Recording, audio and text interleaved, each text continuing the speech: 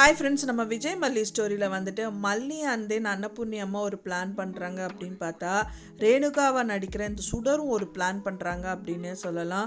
ஏன்னா வந்துட்டு மெயினாக இந்த சுடரை வெளியில் அனுப்பணும் அப்படிங்கிற மாதிரி தான் மெயின் பிளானாக வந்துட்டு ரெண்டு பேருமே போட்டுட்ருக்காங்க. இத்தனை நாள் நீயும் மனோகரும் என்ன பண்ணி கிழிச்சிங்க, நான் பண்ணுறேன் பாரு அப்படிங்கிற மாதிரி தான் அவங்க ஒரு பிளான் பண்ணியிருந்தாங்க. ஸோ அதுக்கு காரணமே அப்படின்னு பார்த்தீங்கன்னா, பயங்கரமாக கடுப்பேற்றிக்கிட்டே இருக்காங்க இந்த ரேணுகா அப்படின்னே சொல்லலாம்.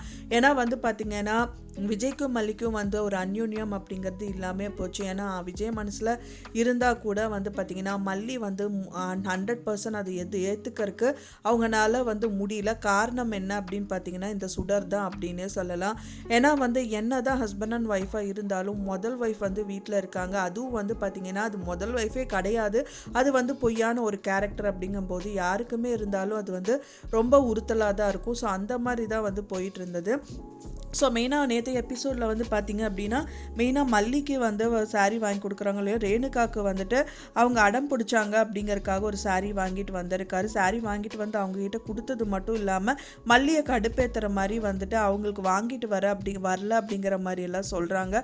ஸோ அன்னபூர்ணி அம்மா தான் இந்த விஷயங்கள் எல்லாம் கேட்கும்போது இப்படி சொன்னோடனே ரொம்பவே கஷ்டப்பட்டுட்டு, ஏன் மாப்பிள்ள மல்லிக்கு ஒரு சாரீ வாங்கிட்டு வந்திருக்கலாம்ல, அவெல்லாம் அது எதுவும் எதிர்பார்க்க மாட்டா அப்படிங்கிற மாதிரி சொல்லிட்டு பயங்கர சர்ப்ரைஸ் கொடுக்குற மாதிரி மல்லி கையில் அந்த பாக்ஸையும் கொடுக்க தான் செய்கிறாங்க. என்னதான் கொடுத்தாலும் செஞ்சாலும் வந்து பார்த்திங்கன்னா ரேணுகா இருக்கிற வரைக்கும் மல்லிக்கு கிடைக்கிற ஒரு விஷயங்கள் எதுவுமே கிடைக்காது அப்படின்னே சொல்லலாம். ஏன்னா எல்லாத்தையும் பறிக்கிற விதத்தில் தான் எல்லாமே இந்த ரேணுகாவான சுடர் வந்து பண்ணிகிட்டு இருக்காங்க. ஒரு பூ வாங்கிட்டு வந்தாலும் நானும் நீயும் ஷேர் பண்ணிக்கலாங்கிறாங்க. அண்ட் தென் புடவை மல்லி கேட்கறதுக்கு முன்னாடி அவங்க வாங்கிக்குவாங்கன்னு சொல்கிறாங்க. ஸோ இந்த மாதிரி நிறைய விஷயங்கள் வந்து விஜய் கிட்ட கிடைக்கிற விஷயங்கள் எல்லாமே ரேணுகாவுக்கு தான் போயிட்டுருக்கு.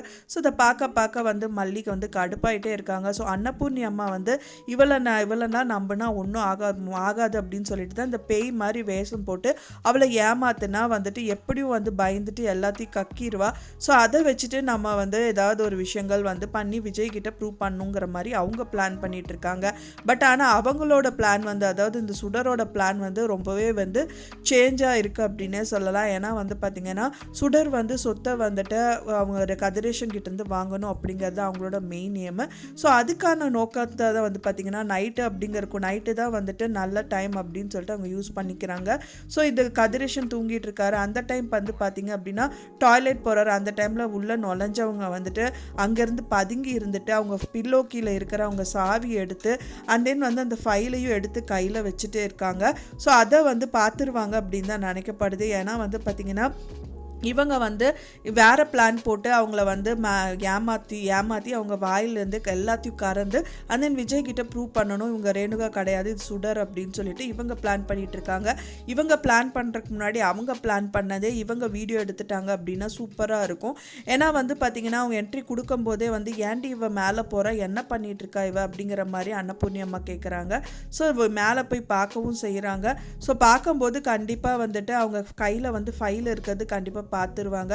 ஸோ இதெல்லாம் வந்து ரெக்கார்ட் பண்ணிட்டாங்க அப்படின்னா ரொம்பவே சூப்பராக இருக்கும். அண்ட் தென் விஜய்க்கு போட்டு காமிச்சிட்டாங்கன்னா விஜய் கண்டிப்பாக நம்ப தான் செய்வாங்க. என்ன தான் வந்து அவங்க நல்ல வந்து ரேணுகா அப்படின்னு சொல்லிட்டு இவர் நம்பி இருந்தாலும் கூட இப்போ அவங்க பைத்தியமான நிலைமையில் இருக்கும்போது இப்படி தெளிவாக வந்துட்டு அவங்க சாவி எடுத்துகிட்டு போய் எப்படி ஃபைலை வந்து பீரோவில் திறந்து எடுக்கிறாங்க அப்படிங்கிறதெல்லாம் பார்க்கும்போது கண்டிப்பாக அவருக்கும் டவுட் வரதான் செய்யும். ஏன்னா பைத்தியமாக இருக்கிறவங்க வந்து ஒரு குழந்தை மாதிரி தான் அப்படின்னு சொல்லுவாங்க. அப்போ அந்த குழந்தைக்கு வந்து ஒன்றுமே தெரியாது.